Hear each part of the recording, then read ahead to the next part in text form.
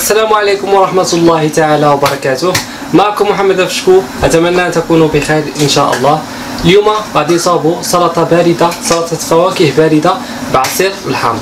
نتمنى الوصفة تعجبكم. دابا سخون الحال وهاد السلطة زوينة بزاف، يعني تبردوا بها.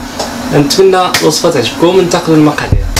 أول حاجة نديروها غنصاوبوا عصير الحامض، ننتقل للمقادير ديالو نصاوبوه بعدا عاد ننتقلوا للمقادير ديال السلطة. عندنا هنا 250 غرام ديال السكر، 250 غرام ديال الحليب نفس الكميه، وعندنا هنا لاسيد سيتريك راه كيتباع في الفارماسي وكيتباع عند العطار ومراكز التسوق، يعني غتلقاوه موجود. يعني ها هو كما كتشوفوا كيكون على شكل بحال السنيده لاسيد سيتريك، وكاينه سميه اخرى سميتو حجر الليم. وعندنا هنا نسيترو ديال الماء سائل. بالنسبه للماء خصو يكون بارد، حيت الا درنا ماء سخون ولا شي حاجه راه يهرس لينا الحليب ملي نضيفو لاسيد سيتريك. المهم اول حاجه غنديروها ان شاء الله غنخويو الماء ديالنا في الباتينه، كنضيفو عليه السكر وملعقه ديال لاسيد سيتريك هكا. المكونات ديالنا ثلاثه،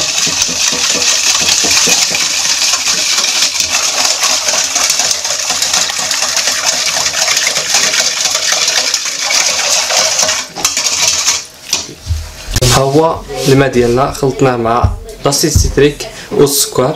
دابا غنضيفو لاروم ديال السيترون، ها هي واحد الملعقه صغيره بحال هكا نضيفوها للماء. راه هاد يعني هاد لاروم راه كتباع في يعني موجوده عند الوجه هذوك اللي كيبيع لوازم الحلويات، فيها المذاق وفيها اللون. ها هو اللون كنخلطوه مزيان حتى كيغبر داك السكر حتى يذوب في الماء.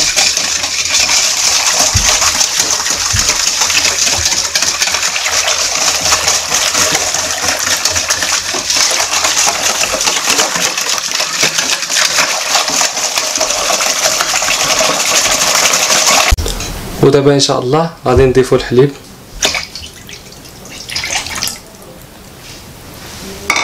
وكنخلطو الخليط ديالنا اللي هو شاد اللون الصفر بحال هكا. نخلطو مزيان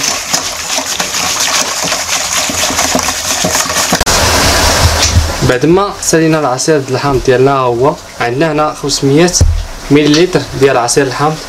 انا خديت من هذاك اللي صابت شويه، خديت منه 500 مليلتر، انا صابت تقريبا ايترو، وهنا 500 مليلتر.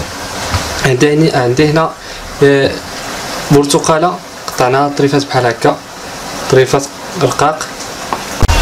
وعندنا هنا واحد الخياره قطعناها انصاص دوائر بحال هكا، ودرنا ليها هاد الديكور بالقطاعه. عندنا هنا 3 المعلقات ديال السكر كبار، وهنا شويه العنب قطعناه. وعندنا هنا حبات العنب قطعناهم دوائر بحال هكا، دوائر رقيقه.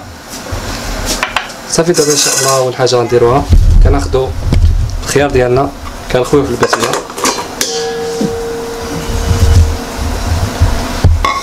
كنخويو عليه البرتقال وكنخويو عليه العنب وكنخويو عليه السكر.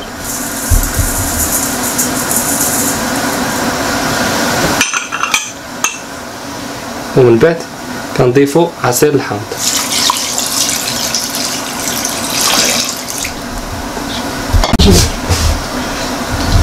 دابا كنخلطو السلطه ديالنا بحال هكا، كنخلطوها غير شويه باش تخلط لينا الفواكه. مرحبا اعزائي، هذه وصفتنا اليوم سلطة فواكه، الخيار البرتقال والعنب وشويه بعصير الليم الحامض، بعصير الحامض.